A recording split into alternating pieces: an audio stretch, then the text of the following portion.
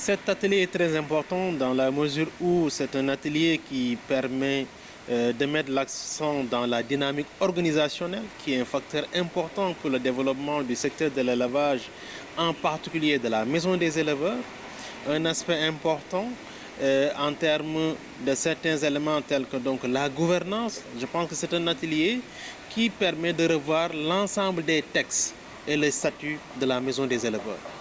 Et cela permettra aux différents membres de s'approprier du statut et des éléments et des missions aussi donc de cette maison des éleveurs. Mais un autre aussi aspect important à signaler, c'est les principes et les questions de bonne gouvernance qui sont plus ou moins un peu des référentiels de ces politiques publiques, mais aussi de ces organisations paysannes. À l'issue aussi donc de cet atelier, ça sera l'occasion de pouvoir faire la vulgarisation de ce qu'on appelle le livret d'éleveur. Le livret d'éleveur, c'est un livret qui permet de montrer l'appartenance des membres de la maison des éleveurs et aussi à la maison des éleveurs. En fait, c'est en quelque sorte une carte d'identité nationale, mais aussi il faut aussi noter un aspect important. Au niveau de la région de Saint-Louis, nous sommes dans un contexte où le renouvellement des instances de la maison des éleveurs est vraiment une nécessité. Et à l'issue donc de cet atelier, il sera mis en place une feuille de route de manière consensuelle qui sera déroulée afin que le renouvellement se fasse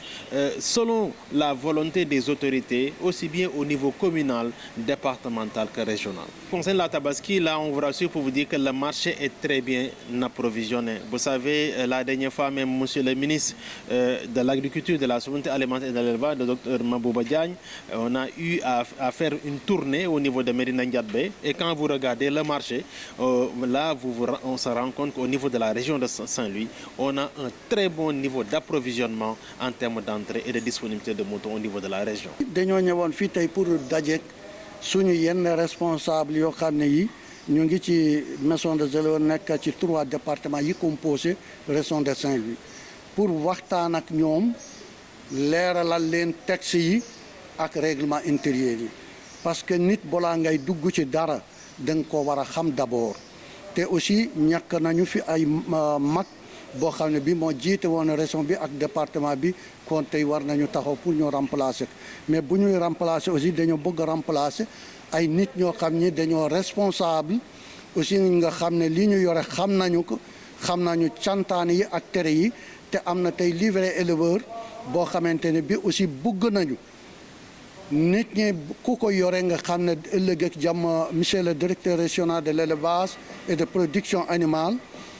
bu nit ñëwee ci moom mu nekk maison des éleveurs laa bokk mu nekk prouvélement ko dana génne livret éleveur daal te livret éleveur boobu aussi dafay wone sa wérgu yaramu jur boo xam ne bii ñoom ñoo koy jëf day wone aussi li nga produire ci wàllu yàpp meew ak lépp loo rentabilité boo am ci sa jur aussi loolu it da nga leen koy prouver dégg nga ñoom ñu tracé ko ci biir livret bi parce que ñoom rek ñoo am droit bind ci livret boobu nun li ñu koy moom aussi kenn amul droit laal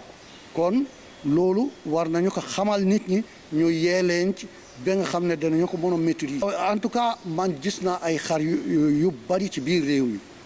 te aussi fii tamit ba ma fi ñëwee wax dëgg yàlla ci marché à bétail yi yundu naa leen mais gis naa ci ay xar yu bari trop. te man am naa tiitaay nga mbaar du am luy làmb parce que tamit nit ñi génnuñu pour jënd ñi génn bariwul daal parce que loolu nag xamuñu dañoo denc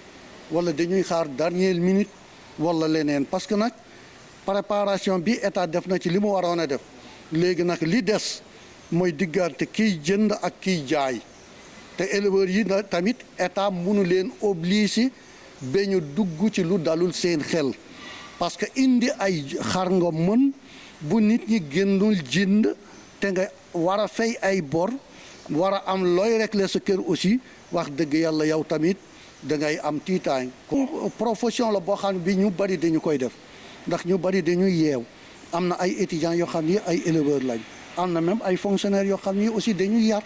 kon loolu kenn mënu ci dara boo yaree ñëpp nag kenn ku leen la nga daj say jur nag. booy jaay ëllëg ak jamit loolu ngay def ma fàttali la rek même amoon na jamono boo xam ne bi paquet suukar mu ngi doon jar 1,000 dërëm tey ñaata lay jar def na ay boor 700